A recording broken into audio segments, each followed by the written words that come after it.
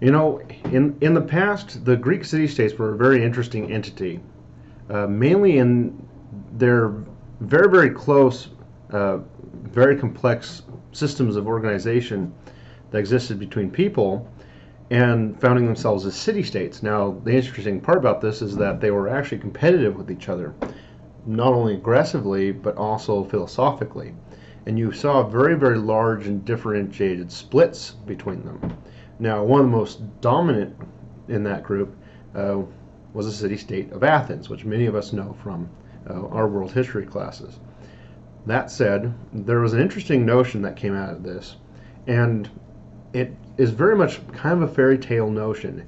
It would be one that we wish it could be so, but in truth it very much is not. And that's a very simple quote by Publius Syrus, that you should not live one way in private and another in public. Now, this is very interesting, but we see that in many ways this is not the truth, and to a certain extent this class actually is very poignant of that fact. I mean, there are many common occurrences in modern day life where we see this is not so. You can actually look back in many ways for a very literal example in pagan tribal beliefs, especially with the use of masks. And finally, you can see it in political setting today, especially political debate, and how people work with the politicians or don't work with the politicians. So common occurrences every day. And if you look at what we do in private, we very much act a different way than in public. Basically, you could say this is ingrained behavior or training, but really it's go along to get along, if you will. Um, you know, depending, you might do makeup, you'll comb your hair. In the case of men, we tend to shave our beards off or have beards more recently, as that fashion trend comes back around. Also in what you wear, whether you have a suit on and a tie, or what sort of shoes you wear. The funny part is, in many cases, unless you know what you're looking at, you actually don't know the expense of that. Instead, we tend to judge people very, very simply when we see them, because essentially we look at that and we look at that as their behavior, their public behavior. And we go, oh, if that's their public behavior, their private behavior might be X, Y, or Z. And that could very much, in often case, that isn't the case. And quite frankly, private behavior is going to vary day by day by day, partially by how you feel and what you might be getting up to. Common day occurrence in the U.S. is if you go to church you dress typically in a very, very formal attire, unlike every day where you might be going running. The fact of the matter, though, is that you can run in jeans and a shirt if you want, but a lot of the times we actually use specialized equipment for it. No real reason to, supposedly for efficiency, but if you're exercising, what's a little bit of resistance? Now, we also see this played out in pagan tribal beliefs, more on the religious side.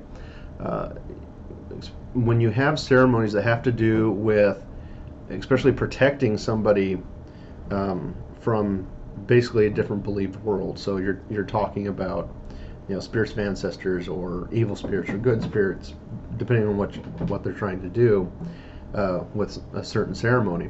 But they'll tend to wear masks and dress up, and they'll have a very, very typified behavior that they're not going to do that every day of their life. But you see that transform in a certain public setting, and to a certain extent you'll see that depending if they have private occurrences, you'll see some of that, but in reality the public setting is going to be different from their day-to-day private setting, and their private setting might be somewhat dictated by a public. I mean, especially when you're living very, very close to everybody, your public and private faces are going to be much closer to each other, simply by the nature that they're not going to be able to have a chance to relax that mask, if you will. And finally, you see this in political settings, especially today. We tend to see this as our politicians saying one thing and doing another, or not even bothering to do. It's very interesting to see politics played out in different countries around the world, and especially as more and more people are now concentrating more and more on what the politicians do. It was kind of an interesting thing I read quite a bit ago now, and it had to do with a small town newspaper. And the small town newspaper published the news of the town, and because they published the news of the town, they actually were quite successful. Now, obviously, they're only dealing with a very small town. They're not going to be successful outside of that town.